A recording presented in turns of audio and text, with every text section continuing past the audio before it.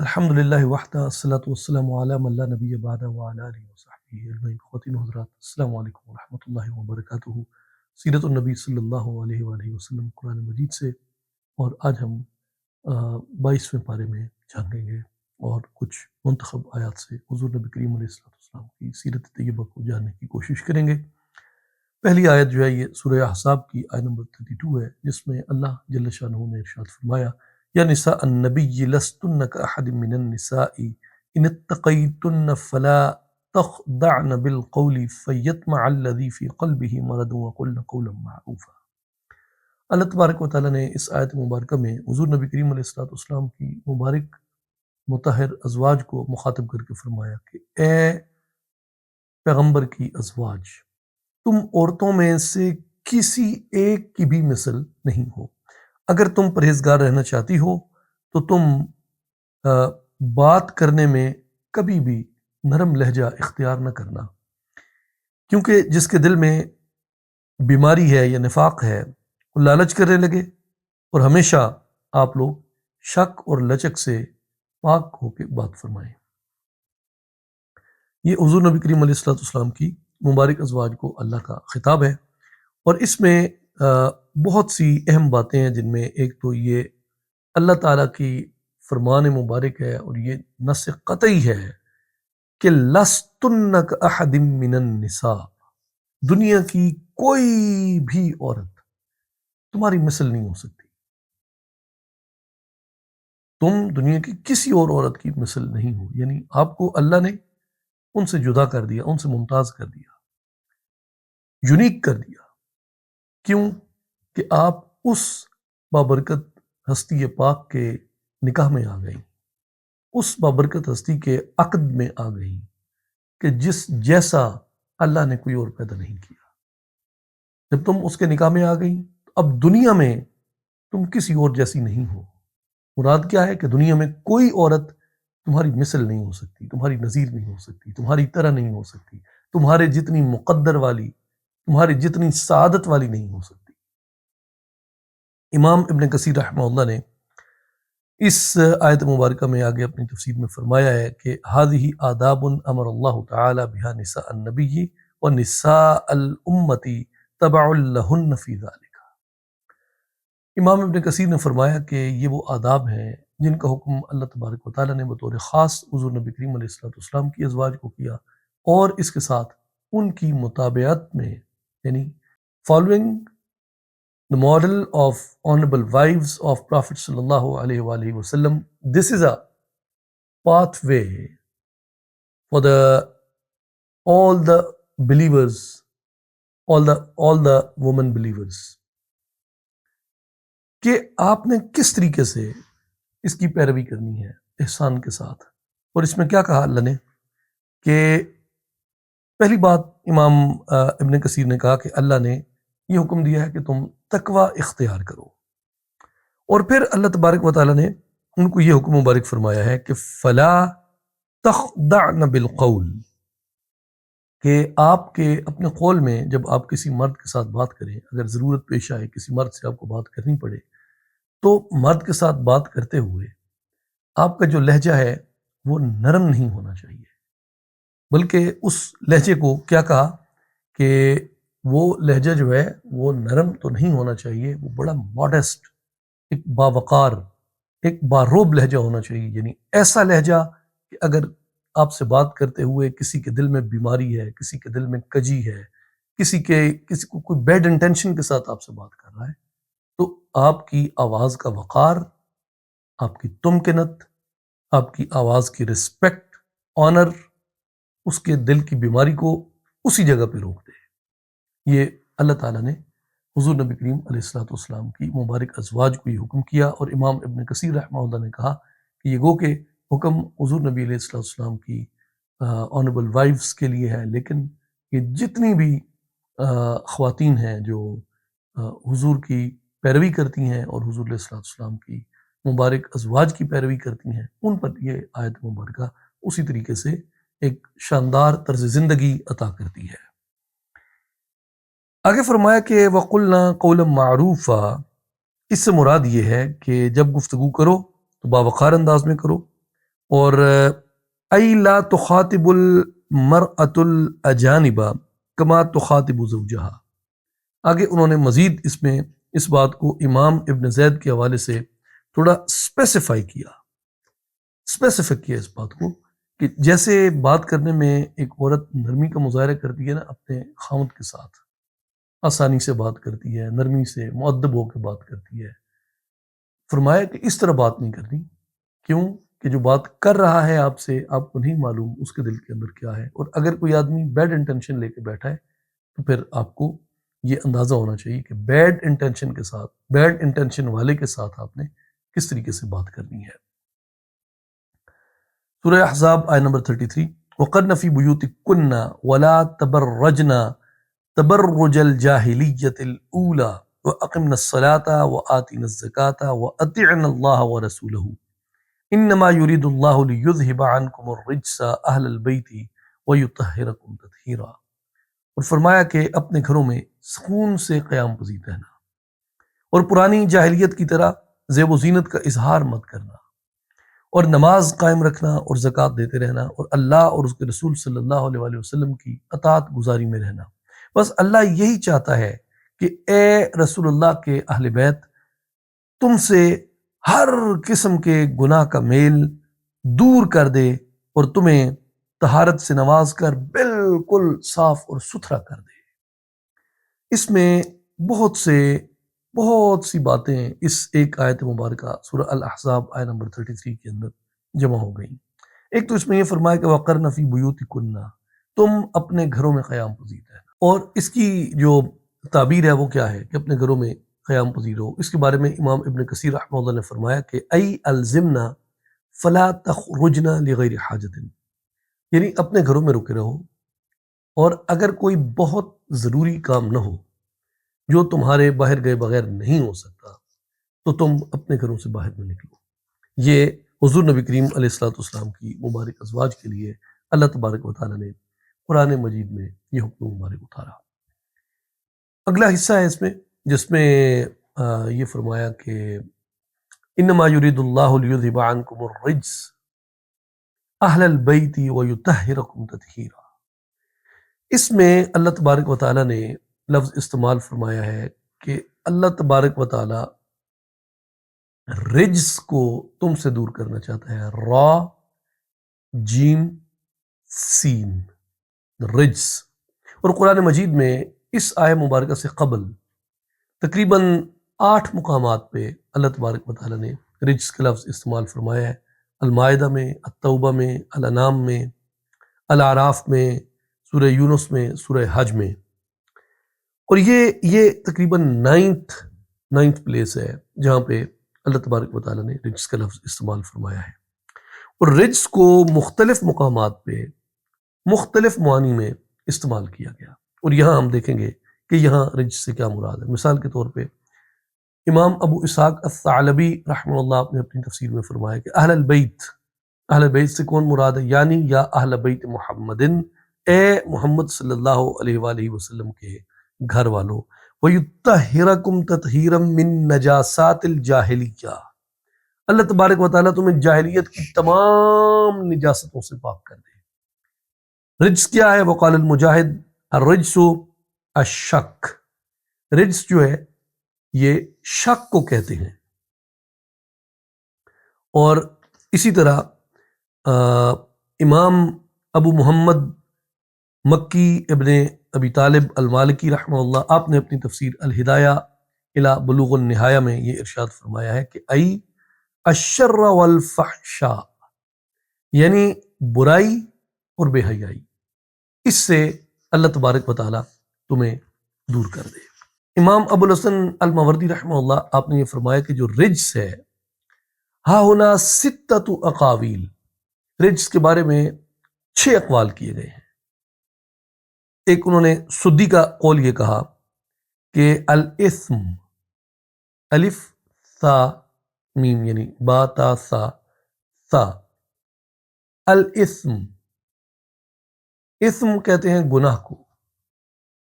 یعنی امام سدی نے اس پہ یہ قول کیا کہ جو رجس ہے یہ گناہ ہے. اور حسن بصری رحمہ اللہ آپ نے قول کیا کہ الشرک جو رجس ہے یہ شرک ہے۔ امام ابن زید نے قول کیا کہ الشیطان، رجس سے مراد شیطان ہے، اور دیگر 3 اقوال امام الماوردی نے لکھے کہ المعاصی، اس سے مراد معصیت ہے، یعنی نافرمانی کرنا، یہ گناہ کرنا قصداً۔ الشک، اس سے مراد شک کرنا، یعنی جو یقین کا متضاد ہے۔ الاقذار، چھٹا قول جو ہے یعنی 6th قول، انہوں نے فرمایا کہ اس سے مراد ناپاکیاں ہیں۔ اس کے علاوہ بھی رجس کے متعلق علماء نے مختلف اقوال کیے ہیں، جیسا کہ امام القشیری رحمہ اللہ نے فرمایا ہے کہ الافعال الخبیثۃ والاخلاق الدنیۃ، رجس سے مراد ناپاک اعمال اور گھٹیا اخلاق ہے۔ اور ناپاک اعمال میں کیا کیا آتا ہے؟ الفواحش ما ظہر منها وما بطن وما قل وما جل، یعنی وہ اعمال جو فواحش ہیں، ظاہر ہوں یا پوشیدہ، کم ہوں یا زیادہ۔ والاخلاق الدنیۃ الاہواء والبدع کالبخل والشح، اور گھٹیا اخلاق جو ہیں یہ خواہشات اور بدعات ہیں، جیسے بخل اور کنجوسی وغیرہ، یہ چیزیں کرنا۔ اور امام الزجاج جو نحویوں کے امام سمجھے جاتے ہیں تفسیر قرآن میں، انہوں نے فرمایا کہ وہ رجس فی اللغۃ کل مستنکر مستقذر من مأکول او عمل او فاحشۃ، رجس لغت میں ہر اس چیز کو کہتے ہیں جو ناپسندیدہ اور گندی چیز سمجھی جائے، خواہ اس کا تعلق کھانے سے ہو یا اس کا تعلق کرنے سے ہو۔ اب آپ یہ دیکھیے کہ رجس کے اتنے سارے معانی جو ہیں یہ لوگوں نے بیان کیے، اور جو میں آخری معنی اس کا بیان کرنا چاہتا ہوں رجس کا، وہ ہے جو قاضی شوقانی علیہ الرحمہ نے آپ نے فتح القدیر میں بیان کیا، اور آپ نے فرمایا ہے کہ الاثم والذنب المدنسان الاعراض الحاصلان بسبب ترک ما امر اللہ به وفعل ما نہى عنہ، اور رجس سے مراد گناہ اور معصیت ہے جو چیز عزت کو آلودہ کرتی ہے، یعنی جس سے عزت داغدار ہو جائے، اس چیز کو رجس کہتے ہیں۔ اور اللہ کے حکم کو چھوڑنے اور اللہ کی منع کی ہوئی چیز کو اختیار کرنے کو بھی رجس کہتے ہیں۔ اور ایک کمال کی اس کی ایک وضاحت قاضی شوقانی رحمہ اللہ نے دی ہے، جو میرے نزدیک تمام جتنی اب تک ہم نے رجس کے بارے میں جو کچھ پڑھا، کہ جس کے لیے اللہ تبارک و تعالیٰ نے حضور نبی کریم علیہ الصلوۃ والسلام کے مبارک اہل بیت کو کہا کہ اللہ چاہتا ہے تم سے رجس کو دور کر دے۔ اب اس کے بارے میں کمال کی ایک اس پہ جو خوبصورت بات قاضی شوقانی علیہ الرحمہ نے فرمائی ہے، فَيَدْخُلُ تَحْتَ ذَلِكَ كُلُّ مَا لَيْسَ فِيهِ لِلَّهِ رِضًا، اس کے تحت ہر وہ چیز داخل ہو جاتی ہے جو اللہ کی رضا کے خلاف جاتی ہے،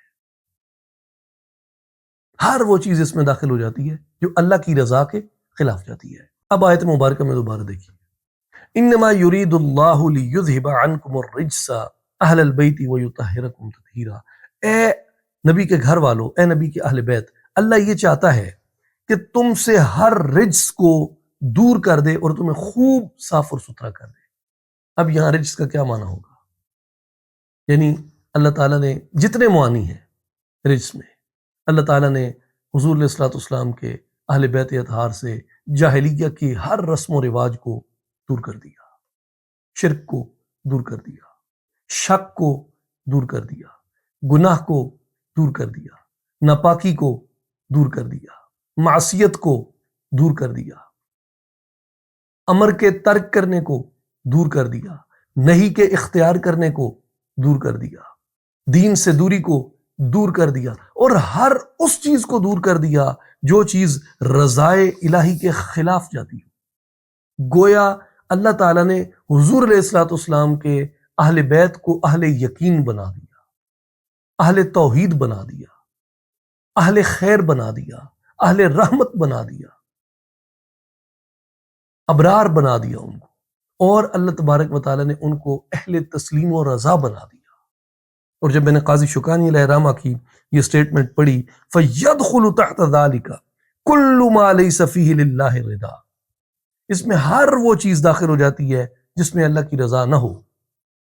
یعنی ہر وہ چیز جس میں اللہ کی رضا نہ تھی، اللہ نے اہل بیت سے دور کر دی۔ اب یہ کون لوگ ہو گئے؟ یہ صاحبان تسلیم و رضا ہو گئے۔ مجھے کون یاد آیا؟ مجھے اس سے امام حسن یاد آ گئے۔ مجھے کون یاد آیا؟ مجھے کربلا میں حضرت حسین ابن علی یاد آ گئے۔ مجھے کون یاد آیا اس سے؟ مجھے حضرت مخدومہ دمشق بنت علی یاد آ گئی، جن کا مبارک نام ہماری زبانوں کو تطہیر بخشتا ہے۔ وہ کون لوگ تھے؟ یہ اہل رضا تھے۔ ان کڑے امتحانوں میں، ان کڑی آزمائشوں میں، ان سخت ترین حالات کے اندر بھی ان کی مبارک زبانوں سے خدا کا شکوہ نہیں نکلا۔ کوئی عمل ان کا اللہ کی رضا کے خلاف نہیں گیا۔ یہ کون لوگ تھے جن کو اللہ تبارک و تعالیٰ نے قرآن میں کہا کہ اے نبی کے اہل بیت، اللہ تم سے ہر رجس کو دور کر دے گا۔ گویا تمہاری طینت ہی ایسی بنا دی گئی، تمہاری فطرت ہی ایسی بنا دی گئی کہ تم جو کرتے ہو وہ رضائے الہی کے عین موافق ہوتا ہے۔ کیوں کہ رجس کو تم سے دور کر دیا، اب ایسا کام تم نہیں کر سکتے، تم نہیں کرو گے جو رضائے الہی کے منافی ہو۔ اس لیے جو طریقے اہل بیت ہے، جو طریقے خاندان نبوت ہے، جسے آپ فیض کہتے ہیں، جسے آپ روحانیت کہتے ہیں، جسے آپ فقر کہتے ہیں، جسے آپ ولایت کہتے ہیں، اس کی بنیاد کس چیز پہ ہے؟ اس کی بنیاد تسلیم و رضا پہ ہے۔ اور ان کے فیض سے، ان کی عطا سے، اللہ کی راہ میں چلنے والوں کے سینوں سے اللہ رجس کو دور کر دیتا ہے۔ وہ کس کے قریب ہو جاتے ہیں؟ تسلیم و رضا کے قریب ہو جاتے ہیں۔ اور یہ کیونکہ جو آیت مبارکہ ہے اس کے بارے میں کئی لوگوں نے یہ قول کیا ہے، مختلف محدثین نے اسے روایت کیا ہے۔ حضرت ابو سعید خدری رضی اللہ تعالیٰ عنہ نے اس حدیث کو روایت فرمایا، قال رسول اللہ صلی اللہ علیہ وسلم، حضور علیہ السلام نے فرمایا، نازلت هذه الآیۃ فی خمسۃ، یہ آیت 5 لوگوں کے بارے میں نازل ہوئی۔ فیہ، میرے بارے میں، نمبر 1، وفی علی، حضرت علی کے بارے میں، وحسن، حضرت حسن ابن علی کے بارے میں، وحسین، حضرت حسین ابن علی کے بارے میں، وفاطمہ، اور حضرت فاطمہ الزہرا سلام اللہ علیہا کے بارے میں۔ انما یرید اللہ لیذھب عنکم الرجس اہل البیت ویطہرکم تطہیرا۔ تو دوستو، یہ حضور نبی کریم علیہ الصلوۃ والسلام کے رحمت کا اور حضور نبی کریم علیہ الصلوۃ والسلام کے پاکی کا کیا عالم ہے کہ حضور کے مبارک گھرانے کی جب ازواج کی بات آتی ہے، اللہ کہتا ہے اے نبی کی ازواج، دنیا میں تم کسی اور جیسی نہیں ہو، کیونکہ کوئی تمہاری جیسا نہیں ہے۔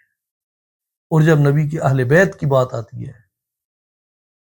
تو یہاں اللہ فرماتا ہے کہ اللہ نے تم سے ہر شک کو دور کر دیا، اب تمہاری مبارک ذاتیں ہر شک سے ماورا ہو گئی، ہر شبہ سے ماورا ہو گئی، ہر برائی کے گمان سے ماورا ہو گئی۔ اللہ نے تمہیں پاکی عطا کر دی ہے، اللہ نے تمہیں اپنی رضا کے مطابق اس کے موافق کر دیا ہے۔ آگے آئیے سورہ احزاب آیہ نمبر 36۔ وما كان لمؤمن ولا مؤمنة اذا قضى الله ورسوله امرا ان يكون لهم الخيرة من امرهم ومن يعص الله ورسوله فقد ضل ضلالا مبینا۔ اور نہ کسی مومن مرد کو یہ حق حاصل ہے، نہ ہی کسی مومن عورت کو، کہ جب اللہ اور اس کے رسول صلی اللہ علیہ وآلہ وسلم کسی کام کا فیصلہ مقرر کر دیں تو ان کے لیے اپنے کام میں کوئی اختیار ہو، اور جو شخص اللہ اور اس کے رسول کی نافرمانی کرتا ہے فقد ضل ضلالا مبینا، وہ کھلی گمراہی میں بھٹک گیا۔ میں سادہ الفاظ میں ایک بار پھر عرض کر دیتا ہوں کہ کسی مومن مرد کو، کسی مومن عورت کو یہ حق نہیں کہ اللہ اور اس کے رسول نے کسی معاملے میں کوئی امر مقرر کر دیا، کوئی بات طے کر دی، تو پھر اس میں وہ تبدیلی ترمیم کا اپنا کوئی اختیار سمجھیں یا اسے مسترد کرنے کا کوئی اپنا اختیار سمجھیں۔ میں نہیں، کوئی اختیار نہیں اب کسی کو۔ اور جو شخص اللہ اور رسول کی نافرمانی کرتا ہے وہ یقیناً وہ کھلی گمراہی کے اندر ہے۔ امام ابو بکر الجساس الحنفی رحمۃ اللہ تعالی علیہ، جو احناف کے عظیم المرتبت امام ہے اور پوری امت میں ان کا احترام ہے، 370 ہجرہ میں آپ کا وصال مبارک ہے، آپ کی تفسیر ہے مشہور احکام القرآن۔ امام ابو بکر جساس رحمہ اللہ نے فرمایا کہ یہ آیت کریمہ اس بات پہ دلالت کرتی ہے کہ ان اوامر اللہ تعالی و اوامر رسولہ علی الوجوب، اللہ اور اس کے رسول صلی اللہ علیہ وآلہ وسلم کے جو اوامر ہیں وہ واجب ہیں، اللہ اور اس کے رسول کے احکام واجب ہیں۔ لأنه قد نفى بالآية أن تكون لنا الخيرة في ترك أوامر الله وأوامر الرسول، کیونکہ آیت نے اس بات کی نفی کی ہے کہ ہمارے لیے اللہ اور اس کے رسول صلی اللہ علیہ وسلم کے احکام کو چھوڑنے کا اختیار ہے۔ حضور کے احکام کو چھوڑنے کا اختیار نہیں ہے۔ یہ اصولیین کا یہی موقف ہے اس آیت مبارکہ کے بارے میں، اور اگر وہ احکام واجب نہ ہوتے تو ہم چھوڑنے اور کرنے کے درمیان مختار ہوتے۔ وَلَوْ لَمْ يَكُنْ عَلَى الْوُجُوبِ لَا كُنَّا مُخَيَّرِينَ بَيْنَ التَّرْكِ وَالْفِعْلِ، کہ اگر یہ واجب نہ ہوتے تو ہمیں اختیار تھا کہ ہم چاہیں تو ان احکام کو اختیار کر لیں اور چاہیں تو ان احکام کو ہم ترک کر دیں۔ وقد نفت الآیت التخییر، اللہ تبارک و تعالیٰ نے اختیار کی نفی کر دی کہ اب تمہارے پاس یہ اختیار نہیں ہے کہ حضور نے جو امر مقرر کر دیا، یہ اللہ نے جو امر مقرر کر دیا، تم اسے چھوڑنے پہ یا ترک کرنے پہ اپنی کوئی قدرت سمجھو، ایمانی اختیار کے اعتبار سے تو واجب ہے، اس پہ عمل کرنا واجب ہے۔ اور پھر آگے اللہ نے فرمایا وَمَن يَعْصِ اللَّهَ وَرَسُولَهُ فِي نَسَقِ ذِكْرِ الْأَوَامِرِ يَدُلُّ عَلَى ذَلِكَ أَيْضًا، اور جو اللہ اور رسول صلی اللہ علیہ وسلم کے احکام کی نافرمانی کرے، احکام کے ذکر کے ساتھ اس پر بھی دلالت کرتا ہے یہ کہ حکم چھوڑنے والا، یعنی جو حضور نے امر مقرر کیے، جو اللہ نے امر مقرر کیے، اسے چھوڑنے والا نافرمان ہے۔ اور اس کے ساتھ کیا کیا کہ حضور علیہ الصلوۃ والسلام کے نے جن باتوں سے منع کیا انہیں انجام دینے والا بھی وہ کوئی اختیار نہیں رکھتا کہ وہ انہیں انجام دے، اگر وہ دے رہا ہے تو وہ اللہ اور رسول کی نافرمانی کر رہا ہے۔ اب یہ بات جو ہے یہ امام ابو بکر جساس رحمہ اللہ، جو یعنی از among the people of اصول، اور آپ نے یہ بات فرمائی کہ یہ واجب ہیں کہ حضور علیہ الصلوۃ والسلام کے مبارک احکام ہیں، اور یہ کہ اللہ تبارک و تعالیٰ نے ان میں مومنین کو دخل اندازی کرنے کا جو اختیار ہے وہ ختم کر دی۔ اس میں اب دو اتھارٹیز آ گئی سامنے دین کے بارے میں، معاملات طے کرنے میں، ایک اتھارٹی اللہ اور دوسری اتھارٹی رسول صلی اللہ علیہ وآلہ وسلم۔ اب بات یہ ہے کہ جب یہ دو اتھارٹیز آ گئیں، اللہ اور رسول صلی اللہ علیہ وآلہ وسلم، تو اللہ نے اصول کہاں مقرر کیے؟ اللہ نے احکام کہاں مقرر کیے؟ when it refers to اطیعوا اللہ، تو ہماری جو جتنی مین اسٹریم اسلامک ٹریڈیشن ہے، جتنی ہماری انٹلیکچوئل ٹریڈیشن ہے، پریکٹسنگ ٹریڈیشن ہے، جو کچھ بھی ہے، اس میں اطیعوا اللہ سے مراد کیا ہے؟ کتاب کی اطاعت کرنا، قرآن کی اطاعت کرنا۔ اور اطیعوا الرسول سے کیا مراد ہے؟ اطیعوا الرسول سے مراد عام طور پہ جو ٹریڈیشن میں انٹرپریٹ کیا گیا ہے وہ ہے حدیث یا سنت حضور نبی کریم علیہ السلام۔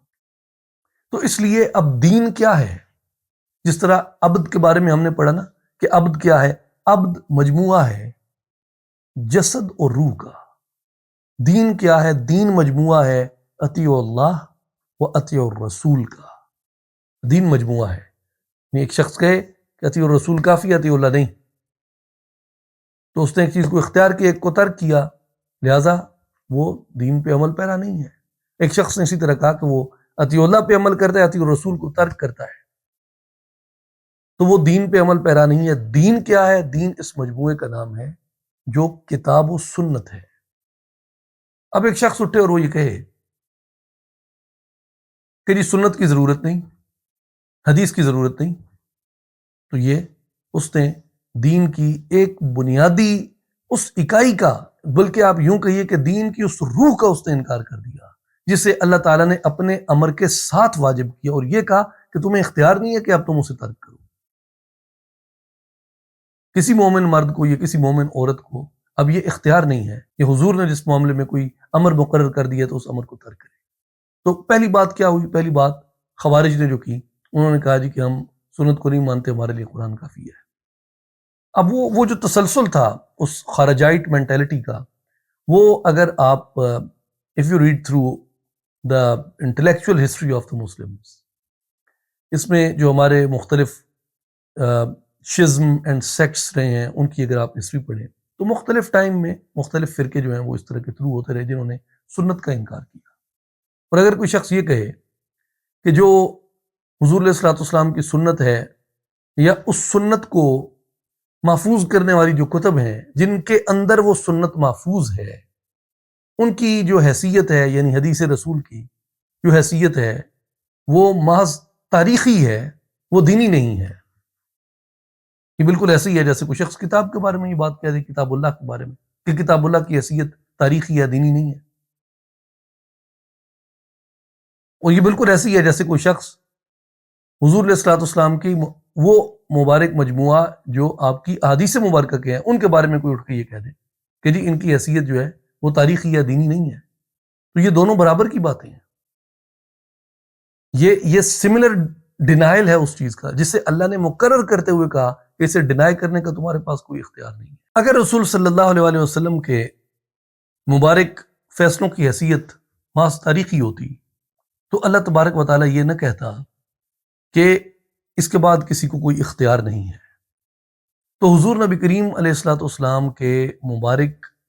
فیصلے جو ہیں وہ بائنڈنگ اتھارٹی ہیں دین کے اندر، اور اسی لحاظ سے بعد میں ان کو بطور حدیث کے محفوظ کیا گیا۔ وہ فیصلے جو حضور علیہ الصلوۃ والسلام کے تھے بائنڈنگ اتھارٹی کے طور پہ دین میں، وہ حدیث کے طور پہ محفوظ ہوئے۔ تو ان کی جو حیثیت تھی دین کے اندر بائنڈنگ اتھارٹی کی تھی، ہسٹری میں بائنڈنگ اتھارٹی ایک الگ بات ہے۔ حضور علیہ الصلوۃ والسلام کے فیصلے اور اوامر اور نواہی وہ دین میں ایک بائنڈنگ اتھارٹی کی حیثیت رکھتے ہیں۔ اور اگر یہ کہا جائے کہ جو حدیث ہے یہ ایک تاریخی عمل ہے، دینی عمل نہیں ہے، تو پھر یہ دیکھیے کہ رکعتیں کہاں پہ آئیں، زکوٰۃ کے احکام کہاں پہ آئے، حج کے احکام کہاں پہ آئے، دیگر معاملات کے بارے میں حضور علیہ الصلوۃ والسلام نے جو چیزیں طے فرمائی ہیں وہ ساری کی ساری کہاں پہ آئیں؟ کتاب اللہ میں تو ان کی تفصیل نہیں ہے، ان کی تفصیل تو ان کتب احادیث کے اندر ہے۔ تو اگر یہ سارے ارکان اسلام یہ ان کی تفصیلات ہمیں حدیث مبارک میں ملتی ہیں، تو پھر یہ ارکان اسلام جو ہم سر انجام دیتے ہیں بموافق بمطابق حدیث، تو پھر ان ارکان اسلام کو سر انجام دیتے ہوئے میں تاریخ پہ عمل پیرا ہوں یا دین پہ عمل پیرا ہوں؟ تو اس طرح کی جو سٹیٹمنٹس ہوتی ہیں وہ اس کنفیوژن کو پیدا کرتی ہیں۔ یہ اٹ سیلف ایک کنفیوزڈ سٹیٹمنٹ ہے، اور قرآن مجید خود یہ کہتا ہے کہ حضور نبی کریم علیہ الصلوۃ والسلام آپ دین کی وضاحت فرمانے والے ہیں، آپ کا کام دین کی وضاحت کرنا ہے۔ وَأَنزَلْنَا إِلَيْكَ الذِّكْرَ لِتُبَيِّنَ لِلنَّاسِ، اور قرآن مجید آپ کی طرف نازل کیا گیا تاکہ آپ لوگوں کے درمیان اس کی تبیین فرمائیں، اس کے احکام کی وضاحت فرما دیں۔ اب اس میں سوال یہ ہے کہ حضور نبی کریم علیہ الصلوۃ والسلام نے قرآن کے جن احکامات کی وضاحت فرمائی ہے، کیا وہ وضاحتیں مومنین کے لیے، ایمان والوں کے لیے، مسلمانوں کے لیے تاریخی حیثیت رکھتی ہیں یا دینی حیثیت رکھتی ہیں؟ اس اعتبار سے اب حدیث مبارک کا جو انکار ہے وہ تاریخ کا انکار ہے یا وہ دین کا انکار ہے؟ اور اس اعتبار سے کہ جب رسول صلی اللہ علیہ وسلم آپ کی اطاعت بائنڈنگ ہے اور وہ حدیث کے ذریعے ہم تک پہنچتی ہے، تو حضور نبی کریم صلی اللہ علیہ وآلہ وسلم کی جو اطاعت ہے وہ مسلمانوں کے اوپر دینی فریضہ ہوگا یا تاریخی فریضہ ہوگا؟ کیونکہ وہ ملتی تو حدیث کی کتابوں میں ہے، بخاری میں ملتی ہے، مسلم میں ملتی ہے، ترمذی میں ملتی ہے۔ اب حضور علیہ الصلوۃ والسلام کی جو اطاعت مسلمان پہ لازم اور فرض ہے، واجب ہے، وہ دینی فریضہ ہوگا یا تاریخی فریضہ ہوگا؟ قرآن مجید جو ہے وہ ہمارے لیے اہم ہے، ضروری ہے۔ اسی طرح حضور نبی کریم علیہ الصلوۃ والسلام نے جس طریقے سے اس قرآن پہ عمل کیا، عبادات میں بھی اور معاملات میں بھی، دین اور دنیا دونوں میں حضور علیہ الصلوۃ والسلام نے جس طریقے سے اس پہ عمل کیا، وہ ہمارے لیے ایک پریکٹسنگ گائیڈ لائن ہے۔ اب اس کا انکار کرنا جو ہے وہ یعنی دین بطور ایک آپریشنل ریلیجن کے یہ مکمل طور پہ کولیپس کر جاتا ہے اگر حضور علیہ الصلوۃ والسلام کی ان مبارک احادیث کی حیثیت جو ہے وہ دینی سے بدل کے تاریخی کر دی جائے، کیونکہ وہ پھر ریلیجیسلی بائنڈنگ فورس تو نہ رہیں اگر وہ تاریخی عمل ہے۔ یعنی آپ انہیں تاریخی کہہ کے کس حیثیت سے ثابت کریں گے کہ یہ ابھی بھی آپ کے اوپر ریلیجیسلی بائنڈنگ اتھارٹی ہے؟ وہ بائنڈنگ اتھارٹی میرے اوپر ریلیجیسلی تبھی ہے جب میں انہیں تاریخ نہیں، انہیں اپنے دین کا حصہ سمجھتا ہوں۔ تو اسی طرح جو حدیث مبارک ہے اس کے بغیر اسلام آپریشنل ریلیجن نہیں رہ سکتا۔ تو یہ ایسی بات کرنا یہ بنیادی طور پہ اس آپریشنل سسٹم کو ان انسٹال کرنے کے مترادف ہے۔ اگر حضور علیہ الصلوۃ والسلام کی مبارک حدیث کی جو حیثیت ہے وہ تاریخی ہے اور دینی نہیں ہے، تو حضور نبی کریم علیہ الصلوۃ والسلام کے جس دین پہ میں عمل کرتا ہوں، مجھے اس میں ایسے روزے، ایسے حج، ایسی نماز اور ایسے میرے معاملات زندگی کے بارے میں بتائیں جو تاریخی نہ ہو، دینی ہو، کیونکہ میں حضور علیہ الصلوۃ والسلام کی پیروی تاریخی طور پہ نہیں، دینی طور پہ کرنا چاہتا ہوں۔ تو کیا دینی لحاظ سے، تاریخی لحاظ سے نہیں، دینی لحاظ سے میرے لیے ممکن ہے کہ میں حضور علیہ الصلوۃ والسلام کی اطاعت کر سکوں؟ میں کسی تاریخ کی اطاعت نہیں کرنا چاہتا، میں دین کی اطاعت کرنا چاہتا ہوں۔ تو وہ جو احکام نماز کے، دیگر عبادات کے اور معاملات کے ہیں، وہ انجام دینا دینی طور پہ ممکن ہی نہیں رہ جاتا اگر اس کی دینی حیثیت کو ڈینائی کر دیا جائے۔ اور 1400 برس سے جو لوگ عبادات پہ اور معاملات پہ عمل کرتے آ رہے ہیں بمطابق حدیث و سنت رسول صلی اللہ علیہ وسلم، کیا یہ 1400 سال کا امت کا سارا عمل یہ تاریخی عمل تھا یا دینی عمل تھا؟ یعنی یہ جتنے لوگ گزر گئے، کروڑوں اربوں مسلمان، ان سب کا جو عمل تھا وہ اسلام بطور دین کے اوپر تھا یا وہ اسلام بطور تاریخ کے اوپر تھا؟ کیونکہ تھا تو وہ حدیث و سنت کے اوپر عمل۔ اور پھر اس کے ساتھ ساتھ یہ کہ قرآن مجید میں جہاں جہاں یہ ترغیب ہے کہ اطیعوا الرسول، کہ رسول صلی اللہ علیہ وآلہ وسلم کی اطاعت کرو، جو قرآن نے یہ رغبت دلائی ہے، قرآن نے یہ رغبت دین پہ عمل کرنے کے لیے دلائی ہے یا قرآن نے یہ رغبت تاریخ پہ عمل کرنے کے لیے دلائی ہے؟ اور اس لیے جو حدیث و سنت ہے یہ دین ہے، اور جن کتب مبارکہ کے اندر صحیح بخاری میں، صحیح مسلم میں، ترمذی شریف میں، یعنی جہاں جہاں حضور علیہ الصلوۃ والسلام کی صحیح احادیث مبارکہ موجود ہیں وہ سب دین ہی محفوظ ہے۔ اور اگر ان کتب مبارکہ کی حیثیت محض تاریخی ہے تو پھر سوال یہ ہے کہ دین کہاں محفوظ ہے؟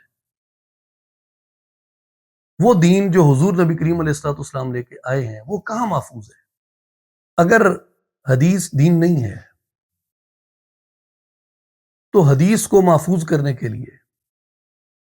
صحابہ کرام رضوان اللہ علیہم اجمعین نے جتنی جد و جہد کی، اسے یاد کیا، اسے پھیلایا، اسے سکھایا، اسے لکھوایا، اسے محفوظ کروایا، یہ ساری جد و جہد صحابہ کرام نے تاریخ کو محفوظ کرنے کے لیے کی یا دین کو محفوظ کرنے کے لیے کی؟ اور 1400 برس میں جتنا یہ کام حدیث مبارک کے بارے میں کیا گیا ہے، یہ ہسٹری پریزرویشن کا تھا یا یہ ریلیجیس پریزرویشن کا کام تھا؟ یعنی یہ سارا وہ ہسٹری کو میمورائز کر رہے تھے دین کو ترک کر کے۔ اس لیے اللہ تبارک و تعالیٰ نے یہ ارشاد فرمایا کہ کسی مومن کو اور مومنہ کو، کسی مومن مرد اور عورت کو یہ اختیار نہیں ہے کہ جب اللہ اور رسول کوئی امر طے کر دیں پھر اس میں وہ اپنا اختیار سمجھے۔ اور جس نے ایسا کیا وَمَن يَعْصِ اللَّهَ وَرَسُولَهُ، جس نے ایسا کیا، جس نے نافرمانی کی اللہ اور اس کے رسول صلی اللہ علیہ وسلم کی، فَقَدْ ضَلَّ ضَلَالًا مُبِينًا، وہ کھلی گمراہی کے اندر بھٹک رہا ہے۔ تو اس لیے حضور نبی کریم علیہ الصلوۃ والسلام کی جو مبارک حدیث ہے اور حضور علیہ الصلوۃ والسلام کی جو سنت ہے اور حضور علیہ الصلوۃ والسلام نے معاملات میں یا عبادات میں جو چیزیں ارشاد فرمائی ہیں وہ بائنڈنگ اتھارٹی ہیں ریلیجیسلی، ناٹ ہسٹوریکلی۔ اور وہ بکس جن کے اندر وہ پریزرو کی گئی ہیں، اس اعتبار سے اگر وہ حدیث کی کتابیں ہیں تو وہ دین کی کتابیں ہیں، کیونکہ ان کے اندر وہ بائنڈنگ اتھارٹی رکھنے والے ورڈکٹس ہیں رسول صلی اللہ علیہ وسلم سے، جو میرے عبادات اور میرے معاملات کے بارے میں مجھے ریلیجیسلی گائیڈنس فراہم کرتے ہیں۔ اس لیے کتاب اور سنت یہ دونوں لازم و ملزوم ہیں۔ کتاب کو چھوڑ کے سنت پہ عمل نہیں کیا جا سکتا، اور سنت و حدیث کو چھوڑ کے کتاب کے اوپر عمل نہیں کیا جا سکتا۔ جس طرح کتاب وحی ہے، اسی طرح حضور علیہ الصلوۃ والسلام کی مبارک احادیث اور حضور کی سنت بھی وحی ہیں۔ وہ جیسا کہ فرق اس میں باقی علماء نے بیان کیا ہے کہ وحی ہونے کے اعتبار سے قرآن میں اور حدیث میں کیا فرق ہے، مگر دونوں کی جو اوتھینٹک حیثیت ہے وہ یہی ہے کہ یہ دونوں وحی ہیں اور اللہ کی طرف سے نازل کرتا ہے۔ حضور علیہ السلام کی حدیث و سنت بھی اور حضور علیہ الصلوۃ والسلام پہ نازل ہونے والی کتاب مبارکہ بھی۔ تو اس لیے حضور علیہ السلام کی جو مبارک سنت ہے اور حضور علیہ الصلوۃ والسلام کی جو مبارک احادیث ہیں، ان کے اوپر عمل کرنا، ان کو اختیار کرنا، ان کو محفوظ کرنا، یہ ایک ریلیجیس ڈیوٹی ہے، اور یہ ایک ریلیجیس ڈوئنگ ہے، یہ ایک مذہبی اور دینی عمل ہے، دینی اور مذہبی فریضہ ہے۔ یہ محض ایک تاریخی عمل نہیں ہے، اور یہ محض تاریخی کتب نہیں ہے، یہ ہمارا دین کی اساس اور بنیاد ہے۔ آگے آئیے سورہ احزاب آیہ نمبر 40۔ ما کان محمد ابا احد من رجالکم ولکن رسول اللہ وخاتم النبیین وکان اللہ بکل شیء علیما۔ محمد صلی اللہ علیہ وسلم تمہارے مردوں میں سے کسی کے باپ نہیں، لیکن وہ اللہ کے رسول ہیں اور سب انبیاء کے آخر میں ہیں، اور اللہ ہر چیز کا خوب علم رکھنے والا ہے۔ اس پہ امام ابن کثیر رحمہ اللہ آپ نے یہ فرمایا ہے کہ فَهَذِهِ الْآيَةُ نَصٌّ فِي أَنَّهُ لَا نَبِيَّ بَعْدَهُ، یہ آیت مبارکہ نص ہے اس پہ کہ حضور علیہ الصلوۃ والسلام کے بعد کوئی نبی نہیں ہے۔ وَإِذَا كَانَ لَا نَبِيَّ بَعْدَهُ فَلَا رَسُولَ بَعْدَهُ بِالطَّرِيقِ الْأَوْلَى وَالْأَحْرَى، جب حضور نبی کریم علیہ الصلوۃ والسلام کے بعد کوئی نبی نہیں ہے تو اس سے ثابت ہوا کہ کوئی رسول بھی نہیں ہے، کیونکہ جو کیٹیگرائزیشن ہے اس میں رسول کو نبی سے افضل کہا گیا ہے، کیونکہ جو رسول ہوتا ہے وہ ہوتا ہے جس کے ساتھ کوئی چیز آئی ہوتی ہے، کوئی کتاب یا صحیفہ۔ تو جو رسول ہے وہ نبی سے افضل ہے، کیونکہ جو رسول ہے وہ رسول بھی ہوتا ہے اور نبی بھی ہوتا ہے، اور جو نبی ہے وہ صرف نبی ہوتا ہے۔ جب حضور نبی کریم علیہ الصلوۃ والسلام کے بعد کوئی نبی نہیں ہے تو کوئی رسول بھی نہیں ہے۔ اس لیے یہ کہا گیا ہے کہ حضور نبی کریم علیہ الصلوۃ والسلام کے بعد کوئی کتاب نہیں ہے، حضور نبی کریم علیہ الصلوۃ والسلام کے بعد کوئی وحی نہیں ہے، اور جو اگر کہتا ہے وہ کاذب ہے اور وہ کذاب ہے، وہ جھوٹ کہتا ہے۔ پھر اللہ تبارک و تعالیٰ نے اس کے اوپر جو اپنی صفت مبارکہ کا اظہار فرمایا ہے کہ وَكَانَ اللَّهُ بِكُلِّ شَيْءٍ عَلِيمًا، یعنی علمہ بِكُلِّ شَيْءٍ دَخَلَ فِيهِ اللَّا نَبِيَّ بَعْدَهُ، یہ اللہ تبارک و تعالیٰ ہر چیز کو خوب جانتا ہے، اس کا علم میں یہ بات شامل ہے کہ حضور نبی کریم علیہ الصلوۃ والسلام کے بعد کوئی نبی نہیں آئے گا۔ اس لیے میں اکثر یہ کہتا ہوں کہ جہاں جہاں بھی قرآن مجید میں اللہ تبارک و تعالیٰ کی صفات مبارکہ کا ذکر آتا ہے، ان کا ایک کانٹیکسٹ ہوتا ہے جو اس سے ماقبل یا اس کے مابعد جو مضامین آتے ہیں ان کے ساتھ اس کا کانٹیکسٹ ہوتا ہے۔ میجورٹی ٹائمز وہ اپنے ماقبل کی طرف اشارہ کرتی ہیں، لیکن کچھ مقامات پہ وہ اپنے مابعد کی طرف بھی اشارہ کرتی ہیں جہاں پہ وہ صفات مبارکہ آتی ہیں۔ اب یہاں پہ حضور علیہ السلام کے خاتم النبیین ہونے پہ اللہ تبارک و تعالیٰ نے ارشاد فرمایا تو اس کے ساتھ اپنے علم کو بیان کیا کہ اللہ کو ہر چیز کا علم ہے، اور یہاں یہ بات اس میں شامل ہے کہ حضور نبی کریم علیہ السلام کے بعد کوئی نبی نہیں ہے، اور اللہ کو یہ بات معلوم ہے۔ اب آگے آئیے، اس میں امام ابو بکر رازی رحمہ اللہ نے النموذج میں، اور امام ابو البرکات نصفی رحمہ اللہ نے اپنی تفسیر میں، اور ابو حیان اندلسی رحمہ اللہ نے اپنی تفسیر البحر المحیط میں یہ حضور نبی کریم علیہ السلام کی اس روایت مبارکہ کو نقل کیا کہ میرے کریم آقا صلی اللہ علیہ وآلہ وسلم نے ارشاد فرمایا، انا خاتم النبیین، میں خاتم النبیین ہوں۔ وروی عنہ علیہ السلام الفاظ تقتضی نصا انہ لا نبی بعدہ، کہ آقا کریم صلی اللہ علیہ وآلہ وسلم سے ایسے الفاظ روایت کیے گئے ہیں جو بطور نص کا تقاضا کرتے ہیں کہ آپ کے بعد کوئی نبی نہیں ہے۔ اور یہ بھی فرمایا کہ والمعنی اللہ یتنبأ احد بعدہ، اور کوئی بھی آدمی حضور علیہ السلام کے بعد غیب کی سچی خبر نہیں لائے گا، غیب کی سچی خبر حضور علیہ السلام کے بعد نہیں لائے گا۔ اور پھر یہ کہا کہ ولا یرد نزول عیسیٰ آخر الزمان، اور اس سے حضرت عیسیٰ علیہ السلام کے آخر زمانے میں نزول ہونے پہ کوئی اعتراض وارد نہیں ہوتا، کہ اگر کوئی یہ کہتا ہے کہ اگر حضور علیہ السلام نبی آخر الزمان ہے تو حضرت عیسیٰ علیہ السلام آپ حضور علیہ السلام کے بعد آئیں گے اسلامی تعلیمات کے مطابق، تو اس سے کیسے پھر حضور علیہ السلام کی ختم نبوت کو ڈیفائن کریں گے؟ تو اس پہ علماء نے یہ فرمایا ہے کہ لِأَنَّهُ مِمَّن نُبِّئَ قَبْلَهُ، کیونکہ حضرت عیسیٰ علیہ السلام ان نفوس قدسیہ میں سے ہیں جنہوں نے غیب کی خبر حضور علیہ السلام سے پہلے دی تھی، انہوں نے اپنی کتاب اور اپنی خبر حضور سے پہلے دی تھی۔ وَيَنزِلُ عَامِلًا عَلَى شَرِيعَةِ مُحَمَّدٍ مُصَلِّيًا إِلَىٰ قِبْلَتِهِ كَأَنَّهُ بَعْدُ أُمَّتِهِ، حضرت عیسیٰ علیہ السلام کا نزول اس حال میں ہوگا کہ وہ حضور نبی کریم علیہ السلام کی شریعت پہ عمل کرنے والے ہوں گے، اور حضور کے قبلہ پہ وہ نماز پڑھائیں گے، حضور کے قبلہ پہ وہ نماز پڑھیں گے، اور حضور علیہ السلام کی گویا کہ کأنہ بعد امتہ، اور گویا کہ وہ ایسے ہے جیسے حضور نبی کریم علیہ السلام کی امت مبارکہ میں سے ہیں۔ امام سعد الدین تفتزانی رحمہ اللہ، آپ نے شرح عقائد نصفی میں یہ ارشاد فرمایا ہے کہ فَإِنْ قِيلَ قَدْ وَرَدَ فِي الْحَدِيثِ نُزُولُ عِيسَىٰ بَعْدَهُ، اگر کہا جائے کہ حضرت عیسیٰ علیہ السلام کے نزول کا آقا علیہ السلام کی ذات اقدس کے بعد ذکر ہوا ہے،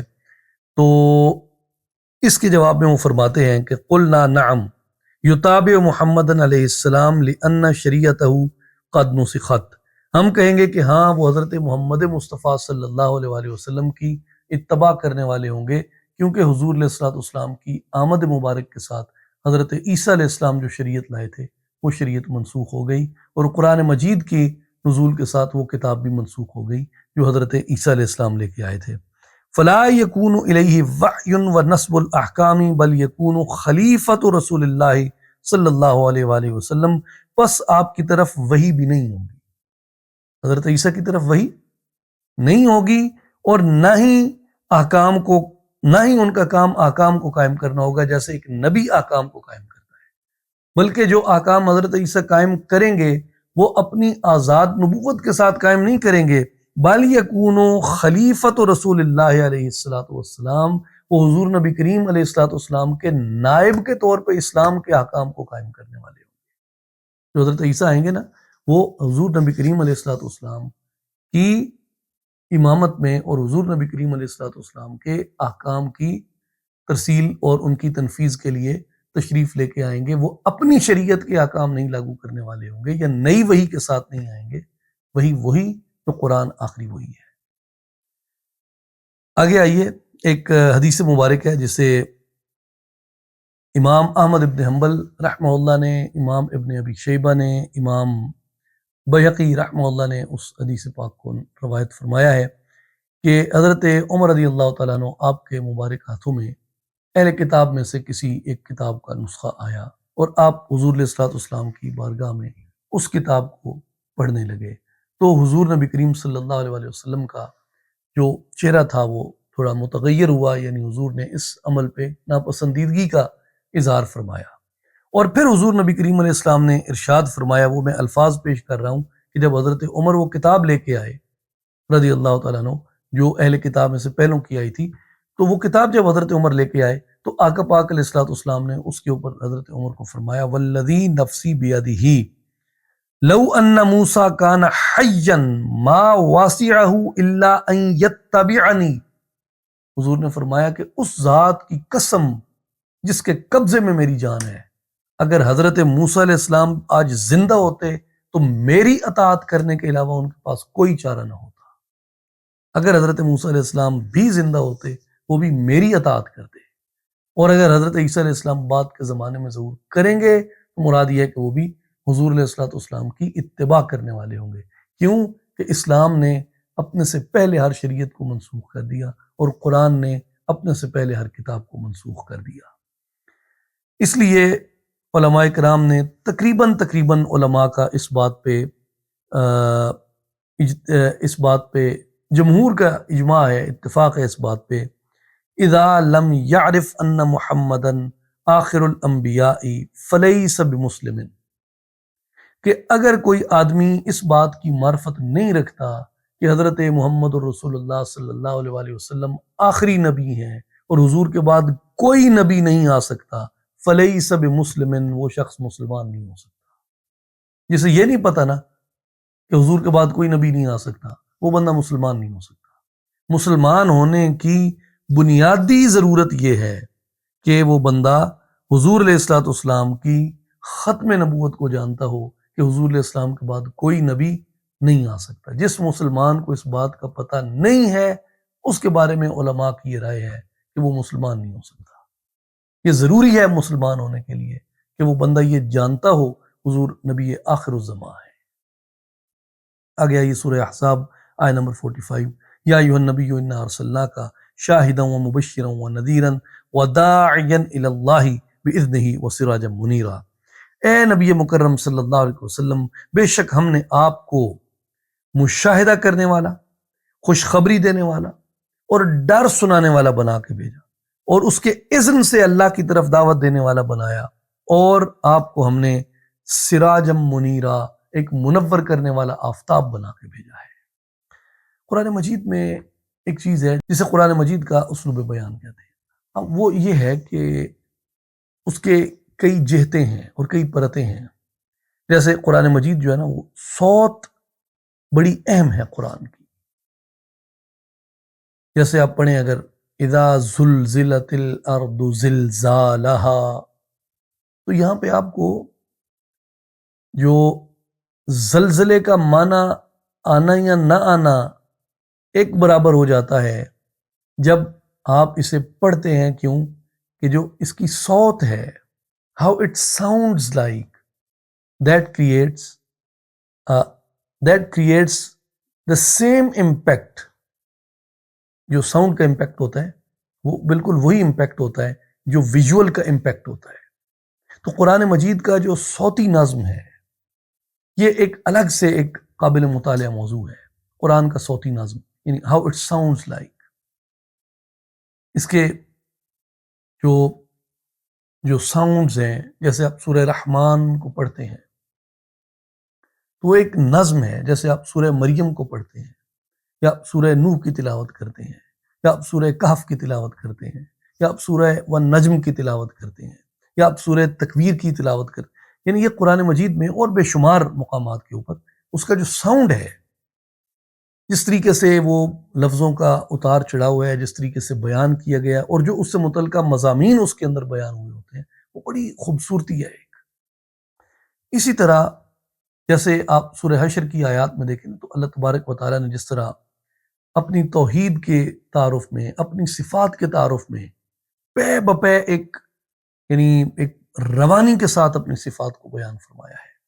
الملک القدوس السلام المؤمن المہیمن العزیز الجبار المتکبر، ایک فلو ہے اس کے اندر، ایک کے ساتھ ایک صفت اس طریقے سے پیوست ہو کے آئی ہے کہ اگر انسان تھوڑی سی توجہ کرے تو دل کے اوپر ان صفات کی ہیبت طاری ہو جاتی ہے۔ یہ قرآن مجید میں اس طرح کے جو زور بیان ہے قرآن کا جو اس کی ہیبت کو طاری کرتا ہے.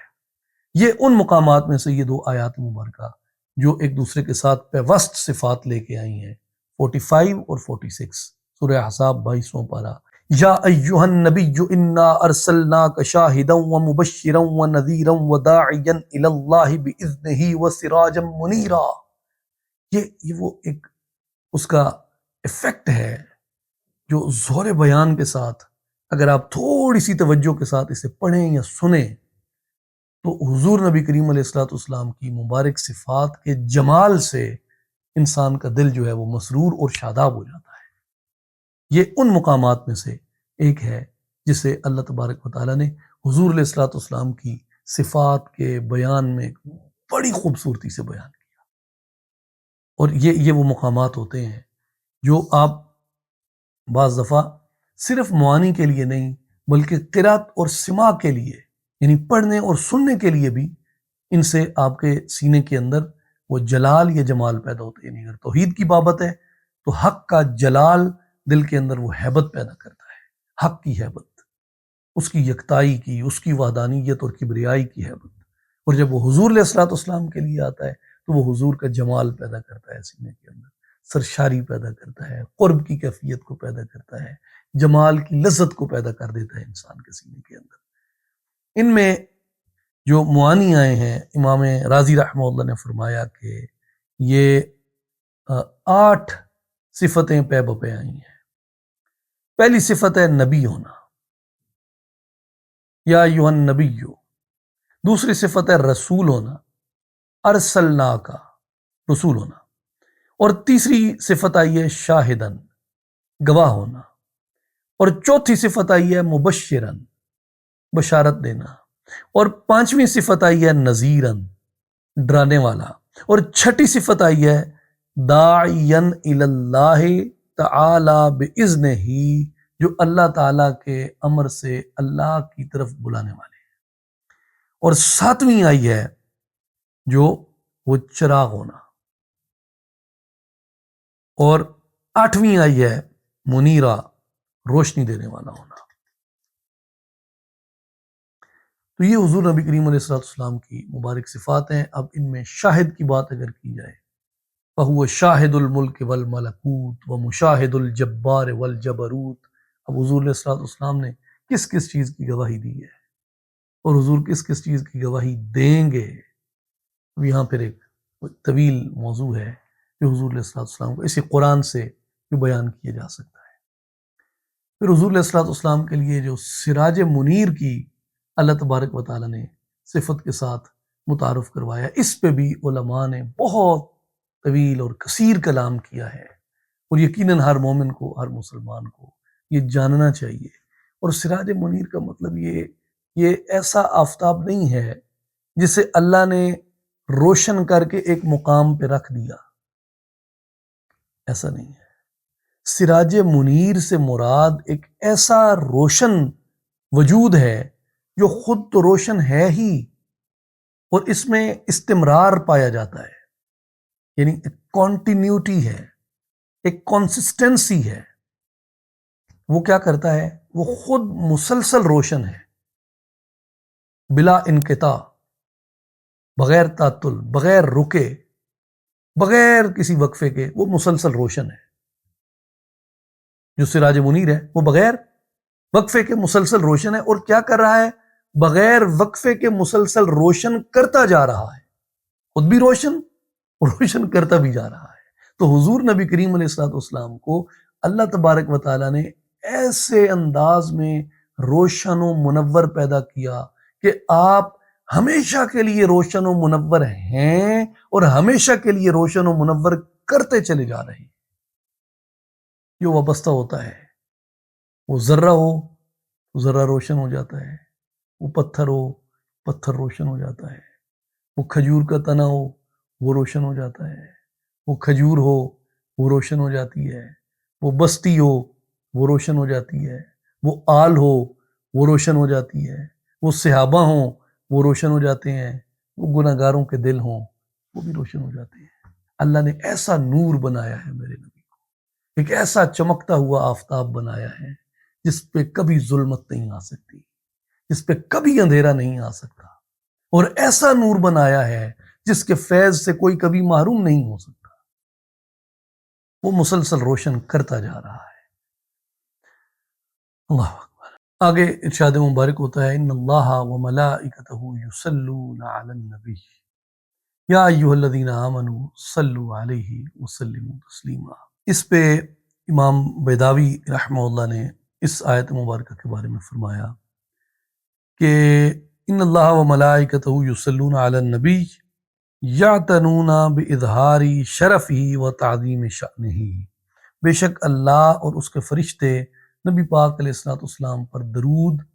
بھیجتے ہیں، یعنی وہ آپ کی شان ظاہر کرنے اور آپ کی عظمت کو بلند کرنے کا اہتمام کرتے ہیں۔ اے ایمان والو، تم بھی نبی پاک علیہ الصلوۃ والسلام کی ذات اقدس پہ درود بھیجو، تم بھی اس بات کا اہتمام کرو کہ حضور علیہ السلام کی شان ظاہر ہو اور آپ کی عظمت کا چرچا ہو۔ وسلموا تسلیما، اور ان پہ خوب سلام بھیجو، یوں کہو السلام علیکہ ایھا النبی، اور حضور علیہ الصلوۃ والسلام کے احکام کی پیروی کرو۔ والآیۃ تدل علی وجوب الصلاۃ والسلام علیہ فی الجملہ، اور یہ حضور نبی کریم علیہ الصلوۃ والسلام کی ذات اقدس پہ درود و سلام بھیجنے کے وجوب پر دلالت کرتی ہے، یعنی اس کے واجب ہونے پہ دلالت کرتی ہے۔ پھر اس میں بعض اب علماء نے لطیف کلام بھی کیے ہیں، وہ ساری تفصیلات ناچیز دیں اس مقام پہ اس لیے جمع نہیں کی کہ وہ عموماً علماء سے سنتے پڑھتے سمجھتے رہتے ہیں، اور یہ صرف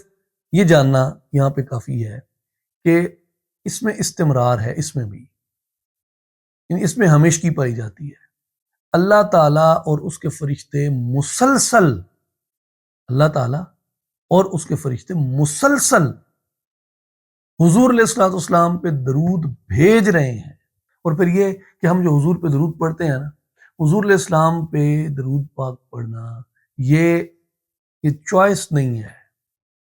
یہ وہ جسے کہتے ہیں نا کہ ایک صوفیانہ مشق ہے یا ذکر اذکار ہے یا ورد ہے، یہ وہ صوفیانہ ورد اور عاد والی بات نہیں ہے کہ کر لیے تو مستحب عمل ہے۔ اس کے واجب ہونے پہ بعض نے قول کیا، بعض نے اس کی فرضیت پہ قول کیا، اور انہوں نے کہا کہ حضور علیہ السلام پہ درود بھیجنا تمہارے اوپر لازم ہے، بعض نے کہا واجب ہے، بعض نے کہا فرض ہے، کیونکہ اللہ نے قرآن میں امر کیا ہے اس کا۔ تو یہ چوائس نہیں ہے، کوئی مستحب عمل نہیں ہے، مسنون عمل نہیں ہے، وہ جو بڑے کرتے تھے تو ہم بھی کر لیں، پڑھ لیں، برکت ہوگی، نہیں۔ حضور پہ درود بھیجنا اللہ کا امر ہے۔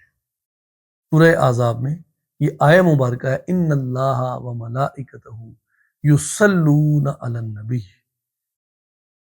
اللہ تعالیٰ اور اس کے فرشتے ہما وقت رکے بغیر حضور نبی کریم علیہ الصلوۃ والسلام پہ درود بھیج رہے ہیں۔ یا ایھا الذین آمنوا، اے لوگوں جنہیں اللہ تعالیٰ نے حضور علیہ السلام پہ ایمان کی توفیق عطا فرمائی ہے، صلو علیہ وسلموا تسلیما، حضور پہ تم بھی خوب درود و سلام پیش کیا کرو۔ اسی طرح امام بیضاوی رحمہ اللہ نے آگے حضور کا یہ قول مبارک نقل فرمایا، لقولہ علیہ الصلوۃ والسلام رغم انف رجل ذکرت عندہ فلم یصلی علیہ، حضور نے فرمایا اس شخص کی ناک خاک آلود ہو جس کے سامنے میرا ذکر کیا جائے اور وہ مجھ پہ درود نہ بھیجے۔ ناک خاک آلود ہونے سے کیا مراد ہے؟ یعنی اس کی ناک پہ مٹی پڑے جس کے سامنے میرا نام لیا جائے مگر وہ مجھ پہ درود نہ بھیجے۔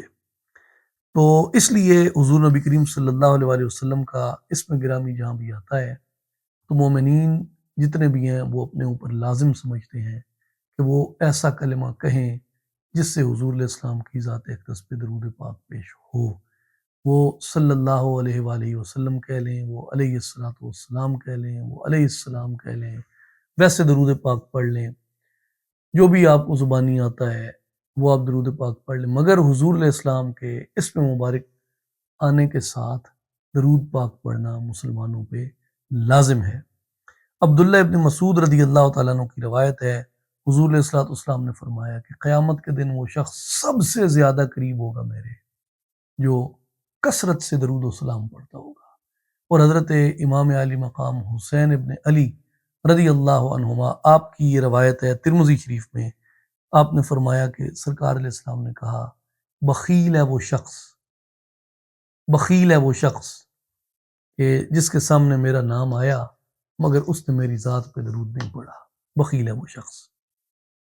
اس لیے حضور علیہ السلام پہ کثرت سے صلاۃ والسلام پڑھنا، درود والسلام پڑھنا یہ لازم ہے، اور یہ نشانی ہے اہل السنہ و جماعہ کی کہ وہ کثرت سے صلاۃ والسلام پڑھنے والے ہیں، کثرت سے صلاۃ والسلام پڑھنے والے ہیں۔ سورہ احزاب آیت نمبر 57، ان الذین یؤذون اللہ ورسولہ لعنہم اللہ فی الدنیا والآخرۃ واعد لہم عذابا مہینا، بے شک جو لوگ اللہ اور اس کے رسول صلی اللہ علیہ وسلم کو اذیت دیتے ہیں ان پر دنیا اور آخرت میں اللہ لعنت بھیجتا ہے، اور اس نے ان کے لیے ذلت انگیز عذاب تیار کر رکھا ہے۔ کون لوگ؟ جو اللہ اور اس کے رسول صلی اللہ علیہ وآلہ وسلم کو اذیت دیتے ہیں۔ اب دوستو بات یہ ہے کہ اس میں مختلف لوگ جو ہیں وہ شامل کیے ہیں، مفسرین نے، امام ماوردی رحمہ اللہ نے بھی مختلف اقوال نقل کیے ہیں، دیگر مفسرین نے بھی مختلف اقوال نقل کیے ہیں۔ بعض نے کہا کہ یہ آیت جو ہے وہ مشرکین کے بارے میں آئی جنہوں نے حضور علیہ الصلوۃ والسلام کو ایذا پہنچائی تھی۔ بعض نے کہا کہ یہ مدینہ کے بعض منافقین کے بارے میں آئی جو حضور نبی کریم علیہ الصلوۃ والسلام پر بہتان لگاتے اور حضور علیہ الصلوۃ والسلام پہ الزام تراشی کرتے، اور بعض نے کہا کہ یہ جو ہے یہ خاص طور پہ حضرت صفیہ رضی اللہ تعالی عنہ بنت حیی ابن اخطب، آپ کے ساتھ جب حضرت پیغمبر صلی اللہ علیہ وآلہ وسلم کا مبارک عقد ہوا تو اس میں کچھ لوگوں نے تان کی کیفیت اختیار کی، تو اللہ تبارک و تعالیٰ نے ان کے لیے کہا کہ جو میرے حبیب صلی اللہ علیہ وآلہ وسلم کو اذیت دیتے ہیں اللہ نے ان پر لعنت کی ہے۔ تو اس لیے کوئی ایسا عمل جو حضور نبی کریم صلی اللہ علیہ وآلہ وسلم کے لیے تکلیف کا باعث بنے، اس آیت مبارکہ کی روح سے اسے علماء نے فرمایا ہے کہ ایسا عمل بندے کو اللہ کے قرب سے دور کر دیتا ہے، ایمان سے دور کر دیتا ہے، کیونکہ وہ بندہ ایذا پہنچانے والوں میں ہو جاتا ہے، اور جو حضور کو ایذا پہنچاتے ہیں ان پہ اللہ تبارک و تعالیٰ نے دنیا اور آخرت کے اندر لعنت فرمائی ہے۔ سورہ احزاب آیت نمبر 60، 61، 62، اللہ تعالیٰ کا ارشاد ہے، لَإِن لَّمْ يَنْتَهِ الْمُنَافِقُونَ وَالَّذِينَ فِي قُلُوبِهِم مَّرَضٌ وَالْمُرْجِفُونَ فِي الْمَدِينَةِ لَنُغْرِيَنَّكَ بِهِمْ ثُمَّ لَا يُجَاوِرُونَكَ فِيهَا إِلَّا قَلِيلًا مَلْعُونِينَ أَيْنَمَا ثُقِفُوا أُخِذُوا وَقُتِّلُوا تَقْتِيلًا سُنَّتُ اللَّهِ فِي الَّذِينَ خَلَوْا مِن قَبْلُ وَلَن تَجِدَ لِسُنَّتِ اللَّهِ تَبْدِيلًا۔ اللہ تعالیٰ نے فرمایا اگر منافق لوگ اور وہ لوگ جن کے دلوں میں بیماری ہے، مدینہ میں جھوٹی افواہیں پھیلانے والے لوگ باز نہ آئے تو ہم آپ کو ان پر ضرور مسلط کر دیں گے، پھر وہ مدینہ میں آپ کے پڑوس میں نہیں ٹھہر سکیں گے اور ان کا وقت بہت تھوڑا رہ جائے گا۔ یہ لعنت کیے ہوئے لوگ ہیں، جہاں کہیں پر یہ پائے جائیں گے پکڑ لیے جائیں گے اور چن چن کے ان کو بری طرح قتل کیا جائے گا، اور اللہ کی سنت ان لوگوں میں اسی طرح جاری ہے جو پہلے گزر چکے ہیں، اور آپ اللہ کے دستور میں ہرگز کوئی تبدیلی نہیں دیکھیں گے۔ اس میں اللہ تعالیٰ نے فرمایا کہ لَإِن لَّمْ يَنْتَهِ الْمُنَافِقُونَ، اگر منافق لوگ باز نہ آئے، اور کون لوگ؟ وَالَّذِينَ فِي قُلُوبِهِم مَّرَضٌ، جن کے دلوں میں مرض ہے۔ مرض سے کیا مراد ہے؟ مرض سے مراد ہے جن کے دلوں میں حضور علیہ الصلوۃ والسلام سے منافقت ہے، جن کے دلوں میں حضور علیہ الصلوۃ والسلام سے بغض ہے،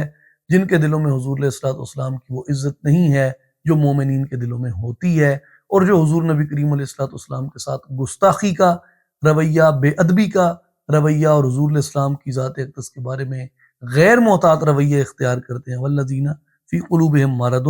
یہ وہ لوگ ہیں جن کے دلوں میں مرض ہے۔ امام ابو الحسن واحدی رحمہ اللہ نے فرمایا کہ اس میں جو لفظ آیا ہے مرجفون، کہ افواہیں پھیلانے والے لوگ، کہاں پہ؟ مدینہ میں۔ وہم قوم کانوا یوقعون الاخبار بما یکرہ المؤمنون، یہ ایسے لوگ تھے جو مومنین میں بددلی پھیلایا کرتے تھے، اور وہ بددلیاں کیا پھیلاتے تھے؟ اس میں پھر مختلف روایات ہیں۔ بعض یہ کہتے تھے کہ وہ حضور علیہ الصلوۃ والسلام کی گرفتاری، حضور علیہ الصلوۃ والسلام کے معاذ اللہ شہادت کی افواہیں پھیلاتے، صحابہ کرام پہ وہ مختلف لشکروں کی آمد کی جھوٹی خبریں پھیلاتے رہتے، اور اس طرح کی خبریں پھیلاتے کہ فلاں جگہ پہ اتنے مسلمان مار دیے گئے، فلاں جگہ پہ مسلمانوں کا مال لوٹ لیا گیا ہے، فلاں جگہ پہ یہ ہو گیا ہے، فلاں شخص نے یہ کر دیا ہے، فلاں شخص مرتد ہو گیا، یعنی ایسی خبریں پھیلاتے جس کا مقصد صرف یہ ہوتا کہ مسلمانوں میں بد دلی پھیلے۔ تو اللہ تبارک و تعالیٰ نے مسلمانوں میں بد دلی پھیلانے والوں کو ناپسند کیا، اور گو کہ اس کا جو بنیادی ہے وہ یہ ہے کہ یہ حضور علیہ السلام کے لیے ایذا کا باعث بنتا تھا،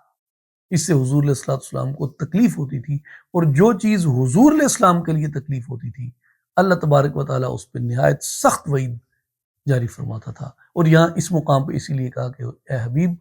آپ یہ لوگ جو افواہیں پھیلاتے ہیں انہیں بتا دیجئے کہ عنقریب ان کی طرف ذلت آئے گی، وہ یہ رسوا کر دیے جائیں گے، آپ کو ان پہ غالب کر دیا جائے گا، ان کو قتل کر دیا جائے گا، اور مدینہ میں ان کے لیے جو جگہ ہے وہ تنگ پڑ جائے گی۔ اس لیے یہ لوگ جو ہیں ان کو لعنت زدہ جو ہے وہ قرار دیا گیا، اور اس سے علماء نے یہ قول کیا امت کے حق میں کہ حضور علیہ السلام کی امت کے حق میں خیر کی نوید دینی چاہیے، اچھائی کی خبر دینی چاہیے، اور حضور علیہ السلام کی امت میں جو بددلی پھیلانا ہے، لوگوں کو مایوس کرنا ہے، لوگوں کے اندر ایک تشویش پیدا کرنا ہے، یہ کن کا کام ہے؟ یہ منافقین کا کام ہے، اور یہ ان لوگوں کا کام ہے جو نبی صلی اللہ علیہ وآلہ وسلم کو تکلیف اور ایذا پہنچایا کرتے تھے۔ اس لیے اللہ تعالیٰ نے اس عمل کی وعید فرمائی ہے۔ آگے آئیے سورہ احزاب آیت نمبر 63۔ یسألک الناس عن الساعة قل انما علمها عند اللہ وما يدریک لعل الساعة تکون قریبا۔ اے حبیب صلی اللہ علیہ وسلم، لوگ آپ سے نا قیامت کے وقت کے بارے میں دریافت کرتے ہیں، قیامت کب آئے گی، ایگزیکٹ ہمیں بتائیے قیامت کب آئے گی۔ حبیب آپ فرما دیجئے قل انما علمها عند اللہ، بھائی ایگزیکٹ وقت کا علم تو اللہ کے پاس ہے، اور آپ کو کس نے آگاہ کیا کہ شاید قیامت قریبی آ چکی ہو؟ تو اس پہ مختلف لوگوں نے مختلف اقوال فرمائے ہیں۔ ایک قول ان میں یہ کیا گیا ہے کہ جو بعض علماء توریت تھے وہ یہ جانتے تھے کہ جو سچا نبی ہوگا وہ قیامت کا ایگزیکٹ وقت جو ہے نا کہ right at that time pinpoint کر کے کوئی سچا نبی کبھی خبر نہیں دیتا قیامت کی ایگزیکٹ ٹائم کی۔ ہاں نشانیاں بتا دیں گے، آثار بتا دیں گے، جیسے ایک نشانی حضور نے یہ فرمایا کہ قیامت جو ہے وہ اچانک آئے گی۔ اب جسے یہ پتہ ہے کہ اچانک آئے گی، اس پہ امام ساوی رحمہ اللہ آپ نے بھی قول کیا ہے کہ اس بارے میں قول نہیں ہے کہ نبی کو ایگزیکٹ اس مقام کا پتہ ہے یا نہیں ہے، اصل بات یہ ہے کہ کیا نبی نے اپنی امت کو یہ بتایا یا نہیں بتایا۔ اب یہ سچ ہے کہ اس کا علم اللہ کے پاس ہے، اور نبی نے اتنی بات کا اظہار کیا کہ اس کا علم اللہ کے پاس ہے، تو ایگزیکٹ بات نہیں بتائی کہ قیامت کب آئے گی تاکہ اس کا اچانک آنا وہ برقرار رہے، وگرنہ حضور علیہ السلام نے اس کی کتنی نشانیاں بیان کی ہیں کہ تب تک قیامت نہیں آئے گی جب تک یہ نہ ہو جائے، تب تک قیامت نہیں آئے گی جب تک یہ نہ ہو جائے، تب تک قیامت نہیں آئے گی جب تک یہ نہ ہو جائے۔ کتنی چیزیں میرے آقا علیہ السلام نے بیان کی ہیں، تو آثار قیامت حضور نے بیان کیے، ایگزیکٹ وقت جو ہے نا حضور نے پن پوائنٹ نہ کیا۔ اس سے کیا ہوا؟ اس سے بعض علماء توریت کو اور علماء انجیل کو یہ تصدیق ہو گئی کہ یہ نبی سچا ہے، کیونکہ جو جھوٹے لوگ ہوتے تھے وہ لوگوں کے سامنے اس طرح کی بات کرتے تھے، یہ کر سکتے تھے کہ بھائی فلاں وقت پہ قیامت آئے گی، تو سچا نبی جو ہے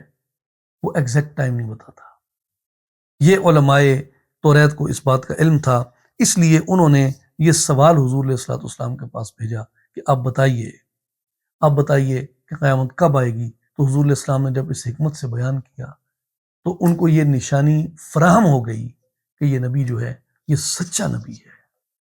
اور جن کو توفیق اللہ نے دی وہ ایمان لے آئے، اور جن کے مقدر میں نہیں تھا، جن کے دلوں میں ٹیڑھا پن آ گیا، کجی آ گئی، حضور سے بغض آ گیا، حسد کر بیٹھے جو لوگ، وہ پھر ایمان نہ لا سکے ان نشانیوں کو پہچان کر بھی۔ آگے آئیے سورہ سبا آیت نمبر 28۔ وَمَا أَرْسَلْنَاكَ إِلَّا كَافَّةً لِلنَّاسِ بَشِيرًا وَنَذِيرًا وَلَٰكِنَّ أَكْثَرَ النَّاسِ لَا يَعْلَمُونَ۔ اے حبیب مکرم صلی اللہ علیہ وسلم، ہم نے آپ کو نہیں بھیجا مگر اس طرح پوری انسانیت کے لیے آپ خوشخبری سنانے والے اور ڈر سنانے والے ہیں، لیکن اکثر لوگ یہ نہیں جانتے۔ اب اس میں بھی حضور علیہ الصلوۃ والسلام کی نبوت کی یونیورسلٹی کے اوپر ہے، کافۃ للناس، اے حبیب ہم نے آپ کو اب سب کے لیے بھیج دیا ہے، ہر قوم کے لیے، ہر قبیلے کے لیے، ہر رنگ کے لیے، ہر نسل کے لیے۔ بظاہر آپ بھلے ان خاص لوگوں کے اندر مبعوث ہوئے ہیں جو مکہ میں بیٹھے ہیں، جو مدینہ میں بیٹھے ہیں، لیکن اے حبیب آپ کا جو پیغام ہے نا، جو آپ کا ڈر سنانا ہے اور جو آپ کو خوشخبری عطا کرنا ہے، یہ پوری انسانیت کے لیے، کافۃ للناس، شرق و غرب کا کوئی انسان ایسا نہیں جس کی طرف آپ کا پیغام نہ ہو۔ تو اس لیے حضور نبی کریم علیہ الصلوۃ والسلام آپ کی ذات بابرکات جو ہے اس کی یہ نبوت کی عالمگیریت ہے، اور اسے بھی علماء نے کہا کہ یہ ختم نبوت کی دلیل ہے کہ اس سے پہلے کسی نبی کی نبوت جو تھی، کسی رسول کی رسالت جو تھی، وہ کافۃ للناس نہیں تھی،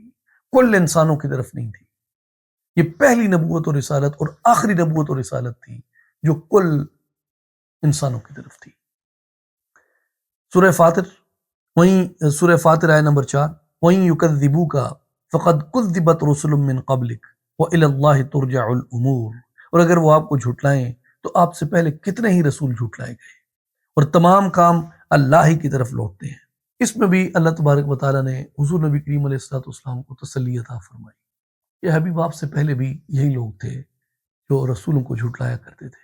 یہ کفار کا وتیرہ ہے، اور کفار کے لیے بھی اس میں یہ نشانی تھی، کیونکہ کفار جانتے تھے کہ جو پہلے بھی انبیاء آئے ان کی امتیں انہیں جھٹلایا کرتی تھی، اور اس لیے حضور علیہ الصلوۃ والسلام کو بھی جھٹلایا جا رہا ہے، تو ان کو یہ ایک آئینہ جو ہے وہ دکھانا تھا۔ اور اس میں اللہ تبارک و تعالیٰ نے حضور نبی کریم صلی اللہ علیہ وآلہ وسلم کی ذات بابرکات کو یہ تسلی بھی دی، اور یہ بھی کہا کہ حبیب بالآخر کام تو سارے اللہ ہی کی طرف لوٹ کے آنے ہیں نا، یہ لوگ بھی لوٹ کے تو اللہ ہی کی طرف ہی آئیں گے، تو اس لیے آپ اللہ پہ توکل رکھیے، اللہ پہ یقین رکھیے، وہ آپ کو ان کے اوپر غالب فرمائے گا۔ سورہ یاسین آیہ نمبر 1 to 4، یاسین والقرآن الحکیم انک لمن المرسلین علی صراط مستقیم۔ یاسین، حکمت سے معمور قرآن کی قسم، بے شک آپ ضرور رسولوں میں سے ہیں اور آپ سیدھی راہ پہ قائم ہیں۔ اس میں پہلا لفظ جو آیا ہے یاسین، اس کے بارے میں ایک تو پہلی بات یہ ہے کہ یہ حروف مقطعات ہیں، اور ان کا علم جو ہے وہ اللہ کے پاس ہے اور اللہ کے نبی صلی اللہ علیہ وآلہ وسلم کے پاس ہے، اور باقی جتنوں نے کہا وہ ہر ایک نے اپنی دانست یا اپنی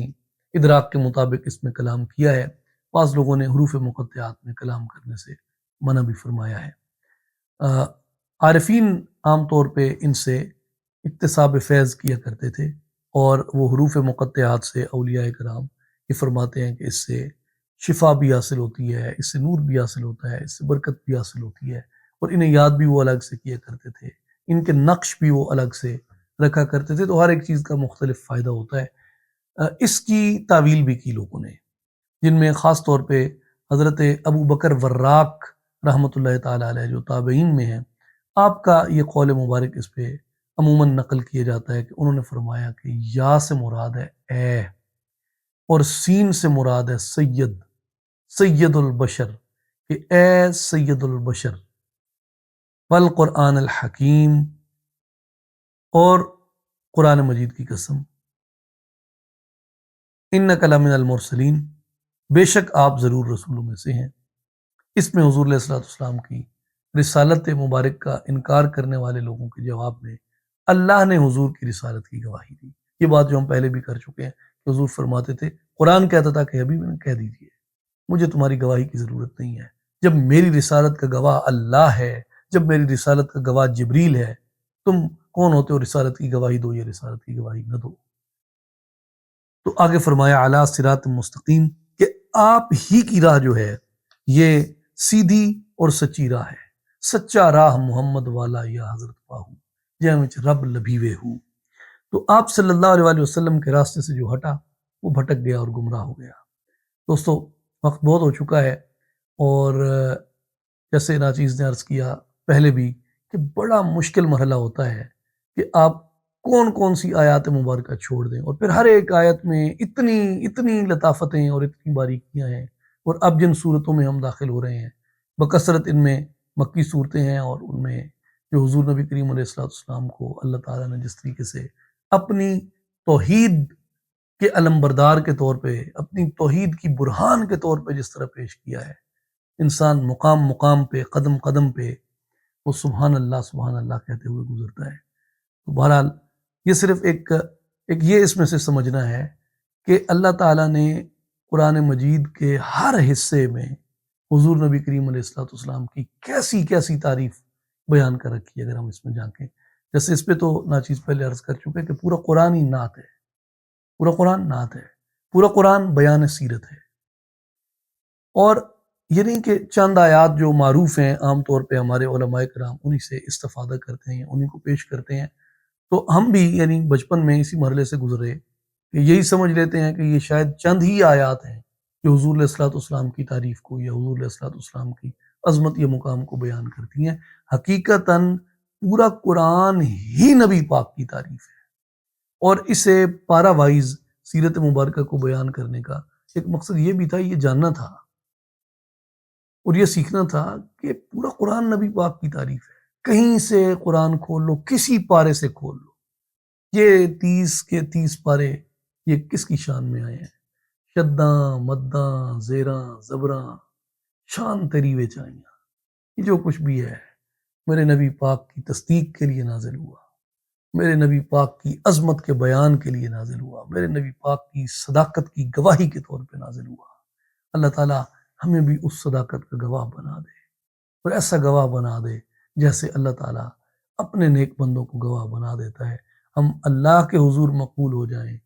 اور اس کے نبی پاک کی بارگاہ میں منظور ہو جائیں۔ ان اللہ و ملائکتہ یصلون علی النبی یا ایھا الذین آمنوا صلوا علیہ وسلموا تسلیما اللہم صل علی سیدنا مولانا محمد وعلی آل محمد وبارک وسلم وآخر دعوانا ان الحمد للہ رب العالمین۔